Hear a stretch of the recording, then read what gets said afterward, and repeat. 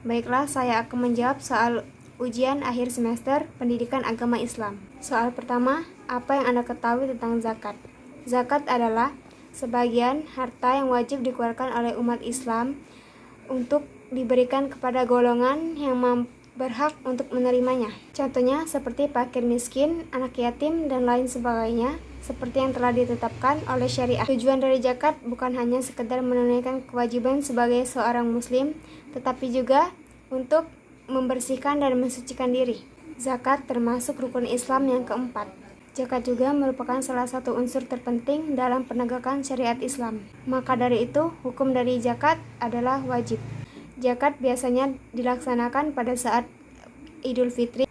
Bayar zakat biasanya bisa berupa dengan beras ataupun bisa berupa dengan uang.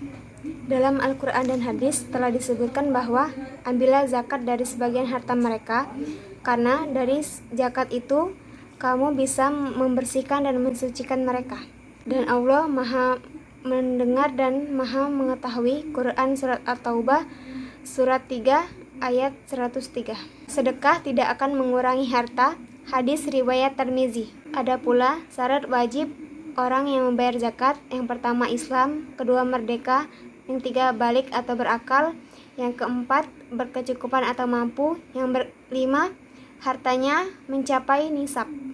Kemudian jika seseorang petani mendapatkan hasil panennya 1000 kilo beras, lalu berapa banyak zakat yang harus dikeluarkan jika menggunakan sawah tada hujan?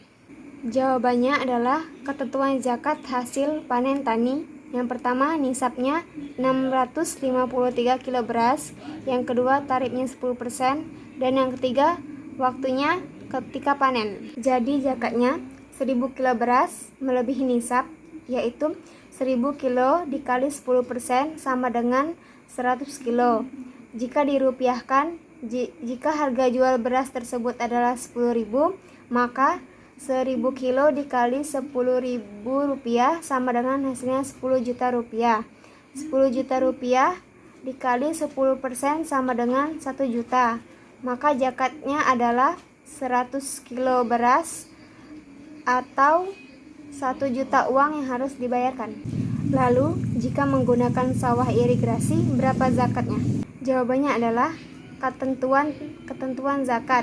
Pertama, nisab. Nisabnya 653 kilo beras. Tarifnya 5% dan waktunya ketika panen. Jawabannya, jadi zakat hasil panen 1000 kilo beras melebihi nisab 1000 kilo beras dikali 5% sama dengan hasilnya 50 kilo. Dirupiahkan, jadi jika harga jual beras 10.000, maka 1000 kilo dikali 10.000, maka hasilnya 10 juta. 10 juta dikali 5% sama dengan hasilnya 500.000. Maka 10 juta dikali 5% sama dengan 500.000 rupiah. Maka zakat yang harus dikeluarkan adalah 50 kilo beras atau 500.000 uang. Soal kedua, hal apa saja yang perlu diperhatikan sebelum harta waris dibagikan? Beberapa hal yang perlu diperhatikan sebelum pembagian warisan dibagikan. Yang pertama, menyelesaikan semua urusan jenazah. Kedua, menyelesaikan hutang piutang almarhum kepada manusia maupun kepada Allah.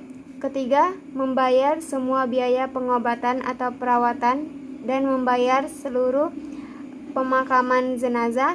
Keempat, memenuhi wasiat sang almarhum jika semasa hidupnya pernah bernazar atau berpesan. Dan kemudian nomor 5, memisahkan harta bawaan dan harta gonogini. Kemudian, jika seseorang suami meninggal lalu meninggalkan harta sebesar 100 juta dan ia meninggalkan 1 orang istri dan 2 anak laki-laki dan 1 anak perempuan, maka berapakah pembagian harta warisan dari harta masing-masing tersebut? Hitunglah beserta biaya rumah sakit dan hutang piutang. Kemudian uang waris tersebut 100 juta, lalu dikurang biaya rumah sakit 5 juta dan dibayarkan hutang piutang sebesar 15 juta. kemudian sisanya 80 juta. Kemudian almarhum tersebut meninggalkan 1 orang istri, 2 anak laki-laki dan 1 anak perempuan.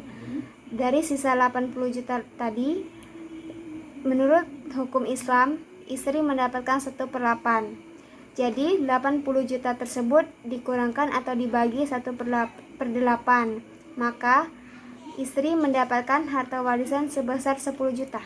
Kemudian untuk anak laki-laki itu mendapatkan hasil 2/1 dari anak perempuan. Kemudian dari sisa yang pembagian ibu istri tadi 80 juta 80 juta, lalu bagian istri 10 juta, maka sisanya tinggal 70 juta. Maka dari itu 2/1 anak laki-laki tadi, masing-masing anak laki-laki mendapatkan 28 juta. Lalu untuk bagian anak perempuan mendapatkan 1/2. Jadi dari itu anak perempuan mendapatkan 14 juta rupiah. Jadi istri mendapatkan bagian harta warisan 10 juta, masing-masing 2 anak laki-laki 28 juta, dan anak perempuan mendapatkan 14 juta. Soal ketiga, apa yang Anda ketahui tentang akhlak? Baik akhlak kepada Allah, kepada sesama manusia, dan akhlak kepada alam semesta. Yang saya ketahui tentang akhlak adalah, dalam bahasa Arab, akhlak adalah berasal dari kata khuluq yang berarti tingkah laku atau perbuatan manusia. Dalam surat Al-Qalam ayat 4 dikatakan bahwa, dan sesungguhnya engkau Muhammad berada di dalam budi pekerti yang agung. Akhlak mempunyai tujuan dan fungsi masing-masing. Tujuan dari akhlak yaitu menjadikan manusia sebagai makhluk yang lebih tinggi dan sempurna dari makhluk-makhluk lainnya. Dan juga akhlak mempunyai fungsi yaitu memperbaiki perilaku atau perlakuan seseorang dari yang buruk menjadi yang baik. Akhlak dibedakan menjadi 2, yaitu akhlakul al-karimah terpuji dan akhlakul al-ajmumah tercela. Kemudian akhlak kepada Allah. Akhlak yang baik kepada Allah adalah ridho terhadap hukumnya, baik secara syar'i maupun takdir. Ia menerima hal itu dengan lapang dada dan tanpa ada keluhan terhadap apapun yang terjadi pada dirinya. Akhlak kepada Allah dapat diartikan sebagai sikap atau perbuatan yang seharusnya dilakukan oleh manusia sebagai makhluk dan kepada Allah sebagai Khalik. Ada 4 mengapa manusia perlu berakhlak baik kepada Allah. Yang pertama, karena Allah yang menciptakan manusia, itu difirmankan dalam Quran surat At-Tariq ayat 5-7. Yang kedua, karena Allah telah memperlengkap seluruh panca indera, baik itu pendengaran, penglihatan, akal pikiran, hati, dan seluruh anggota tubuh yang kokoh dan sempurna, itu adalah ciptaannya. Itu terdapat dalam surat An-Nahl ayat 7-8.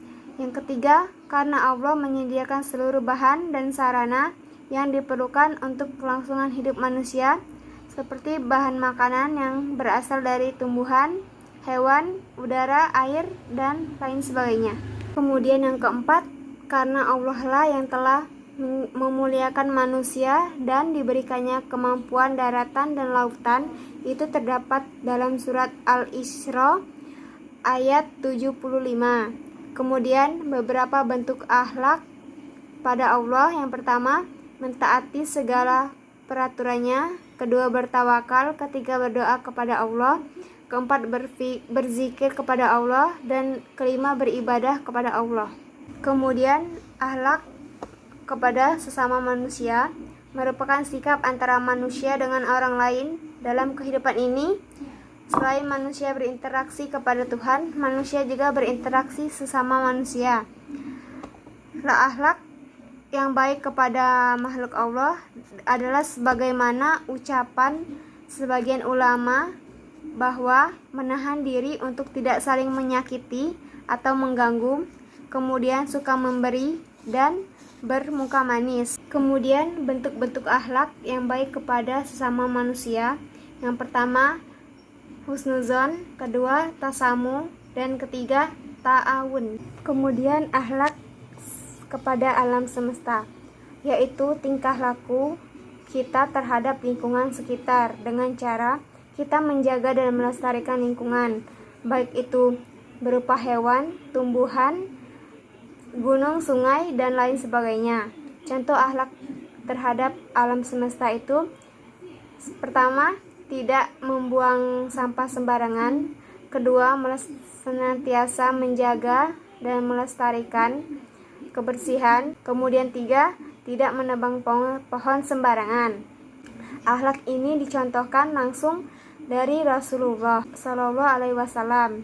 Kemudian akhlak terhadap alam semesta bukan hanya semata-mata untuk kepentingan alam itu sendiri, tetapi jauh dari itu untuk memelihara, melestarikan, dan memakmurkan alam ini dengan memenuhi kebutuhannya sehingga kemakmuran, kesejahteraan, dan keharmonisan dapat terjaga. Itu terdapat dalam Quran surat Al-Baqarah ayat surat 2 ayat 30. Kemudian soal nomor 4, apa yang Anda ketahui tentang takwa dan jelaskan. Yang saya ketahui tentang takwa adalah istilah dalam Islam yang menunjukkan kepada kepercayaan akan adanya Allah dan takut akan Allah. Takwa juga adalah sikap mempercayai dan meyakini adanya Allah Subhanahu wa Ta'ala yang terwujud dengan cara menjauhkan diri dari semua larangannya dan mematuhi segala perintahnya. Sebutan untuk orang-orang yang bertakwa adalah al-muttaqin. Sebutan kata takwa ini disebutkan sebanyak 259 kali di dalam kitab suci Al-Quran. Manfaat takwa sendiri yaitu menjaga diri dari segala perbuatan dosa atau meninggalkan semua yang dilarang oleh Allah. Seseorang yang bertakwa akan senantiasa mentaati segala perintahnya. Kemudian telah Allah janjikan kepadanya untuk orang yang bertakwa, yaitu perumpamaan taman surga yang dijanjikan kepada orang-orang yang bertakwa. Di sana ada sungai-sungai yang airnya tidak payau dan juga sungai-sungai air susu yang rasanya dan yang tidak pernah berubah, dan sungai-sungai hamar anggur yang tidak memabukkan. Soal kelima, kenapa orang Islam wajib hukumnya menuntut ilmu dan bagaimana konsep ilmu di dalam Islam? Orang Islam wajib hukumnya menuntut ilmu karena dengan menuntut ilmu kita dapat mempelajari sesuatu yang belum kita ketahui dan kita dapat meningkatkan pengetahuan kita, dan juga orang yang menuntut ilmu itu akan dipermudahkan jalannya menuju surga. Perintah kewajiban menuntut ilmu terdapat dalam hadis. Menuntut ilmu itu wajib atas setiap muslim. Ada beberapa keutamaan menuntut ilmu. Yang pertama, 1. Memudahkan seseorang mendapatkan surga. Kedua, ilmu sebagai amal jariah. Ketiga, akan diangkatkan derajatnya oleh Allah. Keempat, orang yang berilmu adalah orang-orang yang takut kepada Allah. Dan 5, orang yang berilmu akan diberi kebaikan di dunia maupun di akhirat oleh Allah. Kemudian bagaimana konsep ilmu dalam Islam? Konsep ilmu dalam Islam adalah ilmu adalah keyakinan yang kuat dan juga tetap dan sesuai dengan realita. Ilmu adalah tercapainya bentuk sesuatu dalam akal. Islam sangat menghargai ilmu. Dalam Al-Quran ditegaskan bahwa Allah meningkatkan derajat orang-orang yang beriman dan berilmu. Quran surat Al-Mujadalah ayat 11, tidaklah sama antara orang-orang yang berilmu dan orang-orang yang tidak berilmu, dan hanya orang-orang yang berakal saja yang bisa mengambil pelajaran.